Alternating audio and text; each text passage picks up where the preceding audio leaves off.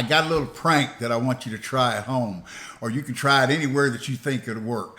Okay, let's say you're eating at home and the family's there, and what you do is, instead of sitting in the place that you normally sit in somebody else's chair and see what happens. I have done that.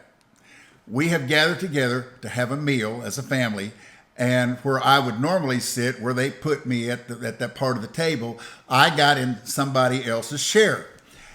As they started coming to the table, it's like, they just like, Papa, what are you doing there? Well, I'm sitting here getting ready to have supper. But you don't sit there. What do you mean I don't sit there? I'm sitting here now.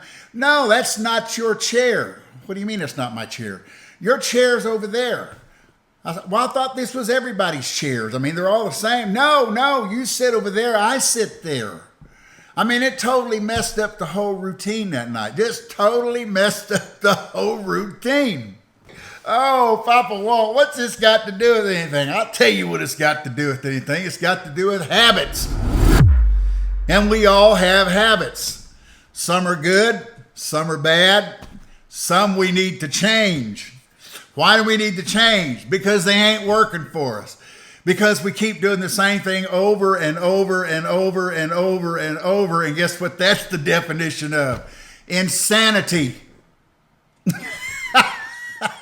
Why do we need to change our habits? Because sometimes changing our habits can make us be much better than we are, be all that we can be, and really glorify God in some areas of our life. So how do you do that? Well, let me tell you how you do that. You don't do it by hitting the reset button, because the word reset, there's two words there, R-E-S-E-T. Now, I'm breaking it up for a reason.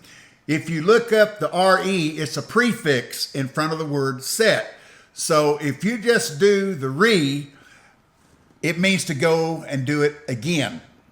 It means what you just did, you just go and do it again, doing the same thing that you did and getting the same result, which leads you to what? What I say, insanity. It's not changing anything. Or in this world, do-over. I'm going to do a do-over. I messed up. I'm going to go to do a do-over. That isn't going to work, because you're going to do the same thing that you did, and it's going to result in the same ending result. So we have habits. What's a habit? Let me explain to you what habits are. We all have them. First of all, we come into this world not knowing anything. We know absolutely nothing. As a baby, all we know is which cry. We know how to cry to get our diaper changed. We know how to cry to get fed, and we know how to cry to get held by mama, okay? We know that because it's an instinct. God puts it in there enough for a baby to do that. As the baby develops, as we grow into adults, okay, guess what happens? We develop habits. Every one of us has habits. Some of us have a habit of, man, I brush my hair in this spot, in the bathroom, with this comb, with this brush, and I start this way, and I do it this way. Now, as you can see, I don't have that habit or that problem on the top of this head, but I do have my own habits, how I do things in the morning, how I brush my teeth, how I put my deodorant on, how I do things. My wife is the same way. She has a 1, 2, 3, 4 system that she does every morning. We all have habits. If it's working for you, leave it be. Leave it be. But if it's not working for you, if it's frustrating you, if it's not coming out good on the other end, well, I think it's time to change your habit. How do you do that? Well, let me tell you how you do that. You don't just hit restart and you just don't say do over. You have to go back to the beginning, and you have to change something that you've been doing. You have to determinedly demolish what you've been doing and start something brand new to get where you want to get. You have to consciously say, you know what? I am not doing that anymore. This is what I'm going to do. And you will develop a new habit. And if it's working, then that's where you want to get. Now, I think it's good that all of us take time to reflect sometimes, to just back up and just take a few minutes and, you know what, why do I do that? Why do I act that way all the time in that situation? Why do I think like that all the time in that situation?